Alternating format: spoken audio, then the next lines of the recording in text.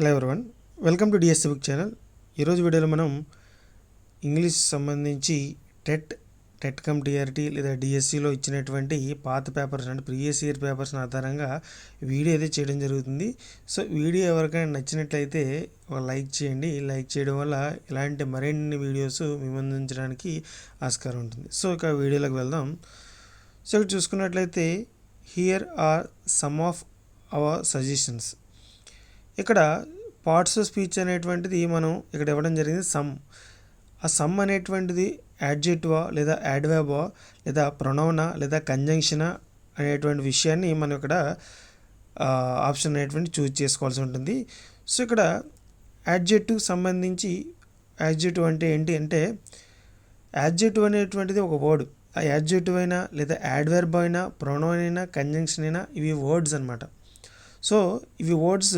కానీ యాడ్జెక్ట్ విషయానికి వస్తే యాడ్జెక్ట్ అనేటువంటిది ఒక నౌన్ అయితే డిస్క్రైబ్ చేస్తుంది, అంటే నౌన్ని వివరించి చెప్తుంది అనమాట. అంటే ఫర్ ఎగ్జాంపుల్ ఇక్కడ చూడండి, example he is a brave boy అనే ఎగ్జాంపుల్లో మనకి బాయ్ అనేటువంటిది నౌను. అంటే యాడ్జెక్టివ్ దేన్ని డిస్క్రైబ్ చేస్తుంది, దేన్ని వివరించి చెప్తుంది, నౌన్ని వివరించి చెప్తుంది. ఎలాంటి బాయ్? Brave boy. ఓకే, ధైర్యవంతమైన బాయ్ అని చెప్తుందంట. ఎలాంటి బాయ్ అంటే దాన్ని నౌన్ అయితే డిస్క్రైబ్ చేసేది యాడ్జెక్టివ్. సో ఇక యాడ్వర్బ్ విషయానికి వస్తే యాడ్వర్బ్ అనేటువంటిది కూడా ఒక వర్డే, బట్ ఇది వర్బ్ని మాడిఫై చేస్తుంది. అంటే వర్బ్ అంటే ఇక్కడ మనకు ఎగ్జాంపుల్ తీసుకుంటే హీ సింగ్స్ లౌడ్లీ అంటే ఇక్కడ వర్బ్ ఏంటి? సింగ్స్. ఓకే, సింగింగ్ అనేటువంటిది వర్బ్. ఓకే, ఇక్కడ ఈ సింగ్స్ని లౌడ్లీ అనేటువంటి యాడ్వర్బ్. ఓకే, ఇక్కడ అంటే క్రియ విశేషణం ఇక్కడ వివరించి చెప్తుంది అనమాట, డిస్క్రైబ్ చేస్తుంది. ఎలా పాడాడు, లౌడ్గా పాడా, నెమ్మదిగా పాడా, ఓకే, ఫాస్ట్గా పాడా, అలాగా దాన్ని వివరించి చెప్తుంది అనమాట. అలాంటిది యాడ్వర్బ్ అంటే వెర్బ్ని డిస్క్రైబ్ చేస్తుంది. సో అది. ఇక కంజంక్షన్ విషయానికి వస్తే కంజంక్షన్ అంటే ఒక నేమ్లో ఉంది, నేమ్ ఇట్ సెల్ఫ్ సేయింగ్. ఆ నేమ్ ఏంటంటే కంజంక్షన్ అంటే ఒక రెండు పదాలను కానీ లేదా సెంటెన్స్ కానీ అంటే వాక్యాలను కానీ కలిపేదాన్ని ఒక కంజంక్షన్ అంటారు. ఇక్కడ ఎగ్జాంపుల్ చూసుకున్నట్లయితే Ravi and Raju are cousins అంటే ఇక్కడ రవిని రాజు అనే రెండు వర్డ్స్ని మనకి ఎండ్ అనేటువంటి కంజంక్షన్ ఇక్కడ కలపడం జరిగింది. సో ఇవ్వండి. సో ఇక మరి ఇక్కడ సమ్ అనేటువంటిది ఏంటో చూద్దాం. ఇక్కడ యాడ్జెక్టివ్ అనేటువంటిది నౌన్ డిస్క్రైబ్ చేస్తుంది, యాడ్వర్బ్ అనేటువంటిది మనకి వర్బ్ని డిస్క్రైబ్ చేస్తుంది, ఇక్కడ కంజంక్షన్ అనేటువంటిది రెండు పదాలు అనేది కలుపుతుంది. మరి సమ్ అనేటువంటిది ఏంటంటే ఇది ఒక ఇండెఫినెట్ ప్రొనౌన్ అనమాట. ఇంకా సమ్ అనేటువంటిది ఏంటి? Indefinite pronoun. Okay, indefinite pronouns ఏంటో చూద్దాం. ఇప్పుడు మనకి ఇవన్నీ ఇండెఫినెట్ ప్రొనౌన్స్. అదే ఇండెఫినెట్ ప్రొనౌన్ అంటే ఏంటంటే pronoun that refers to people అంటే పీపుల్ని తెలియజేయడానికి కానీ ఒక థింగ్స్ వస్తువుని తెలియజేయడానికి కానీ వితౌట్ సేయింగ్ ఎగ్జాక్ట్లీ అంటే కరెక్ట్గా చెప్పదు అనమాట. అంటే ఫర్ సపోజ్ చూడండి, ఎనదర్. ఓకే, ఎనీబడి అంటే ఎవరైనా అవ్వచ్చు, ఎనీథింగ్ ఏదైనా అవ్వచ్చు, ఏ వస్తువైనా అవ్వచ్చు. Each, other, either, neither, less, little, much. Okay, ఇవి ఏంటంటే ఇవన్నీ కూడా ఇండెఫినెట్ ప్రొనౌన్స్ అనమాట. అంటే ఖచ్చితమైనటువంటి క్వాంటిటీని అయితే తెలియజేయవు.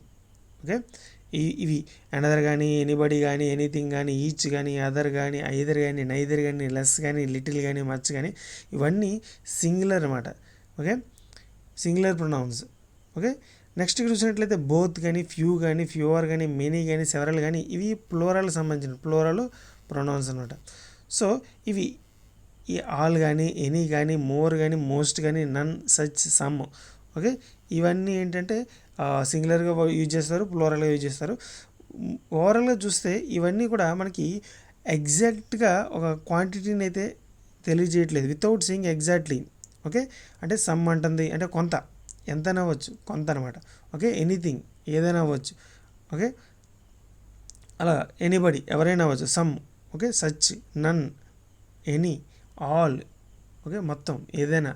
అలాగా ఒక సర్టైన్ క్వాంటిటీ అనేది తెలియజేయట్లేదు. అలాంటి వాటిని ఏమంటారంటే ఇండెఫినెట్ ప్రొనౌన్స్ అంటారు. మరి అదేవిధంగా ఇక్కడ సమ్ కూడా మనకి ఇక్కడ చూసినట్లయితే సమ్ అనేటువంటిది కూడా ఒక ఇండెఫినెట్ ప్రొనౌన్.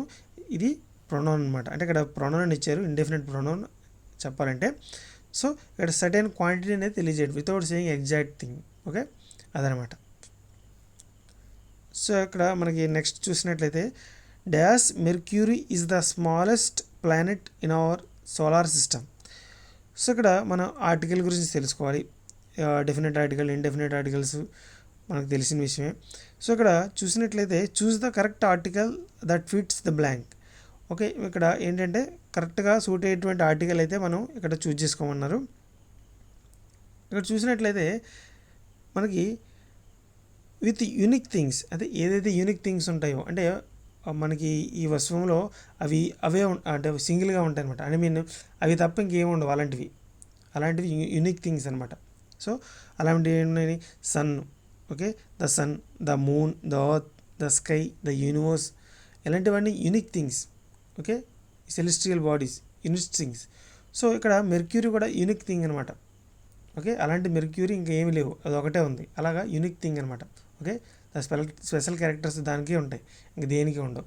సో అదేవిధంగా యూనిక్ థింగ్స్ ఉన్నట్లయితే అలాంటి వాటి ముందు మనం ఏం యూజ్ చేయాలంటే దాని అటువంటి ఆర్టికల్ అయితే యూజ్ చేయాలి, గుర్తుపెట్టుకోండి. సో ఇది లిస్ట్ ఇంపార్టెంట్. ఆల్రెడీ మనకి 10th క్లాస్లో కూడా ఇవ్వడం జరిగింది, 7th క్లాస్లో కూడా ఇవ్వడం జరిగింది.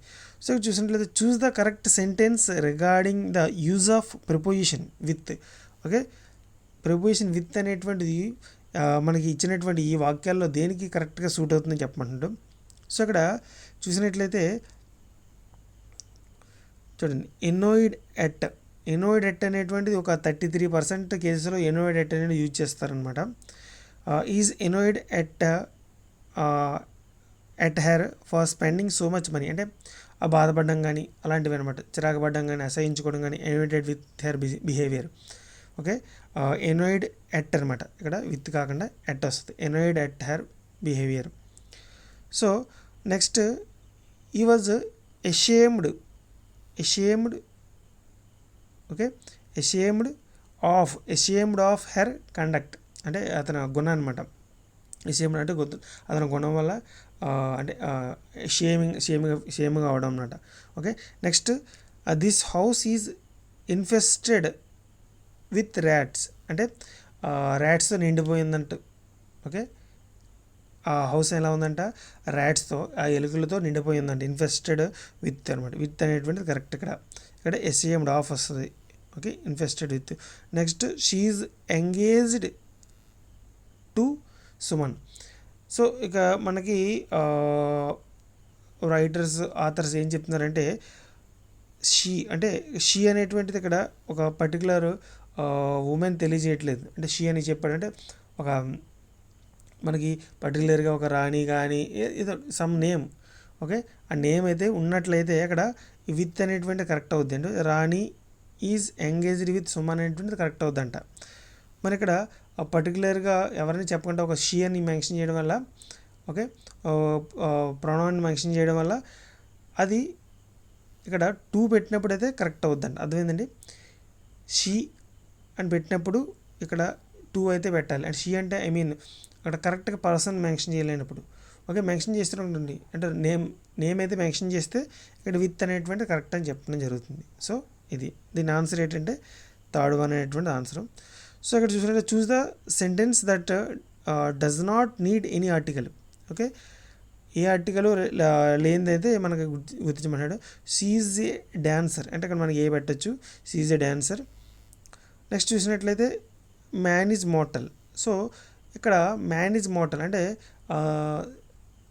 No article is needed for the general truth. అంటే మ్యాన్ ఈజ్ మోర్టల్ అనేటువంటిది, బ్యూటీ ఈజ్ ట్రూత్ అనేటువంటిది, గోల్డ్ ఈజ్ వాల్యుబుల్ అనేటువంటివి ఇవన్నీ జనరల్ ట్రూత్స్ అనమాట. ఇలాంటి జనరల్ ట్రూత్స్ ముందు మనకి ఆర్టికల్ అనేటువంటిది యూజ్ చేయాల్సిన అవసరం లేదు.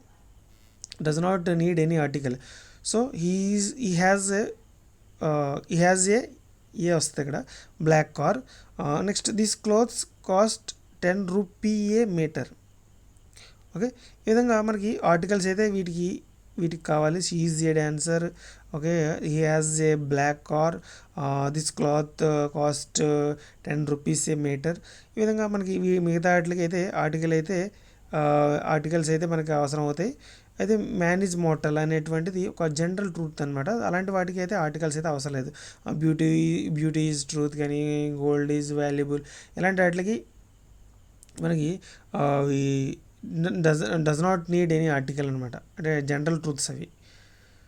నెక్స్ట్ చూసినట్లయితే this boy is quick dash inventing excuses. అంటే ఇక్కడ మీనింగ్ ఎలా వస్తుంది అంటే, ఇన్వెంటింగ్ ఎక్స్క్యూజెస్ అంటే ఏంటంటే ఇతను సాకులు అయితే చెప్పడానికి ఏమాత్రం ఏంటంటారు దాన్ని, ఏమంటారంటే అంటే ఏమాత్రం తడుముకోకుండా చెప్తాడు అన్నట్టు అనమాట.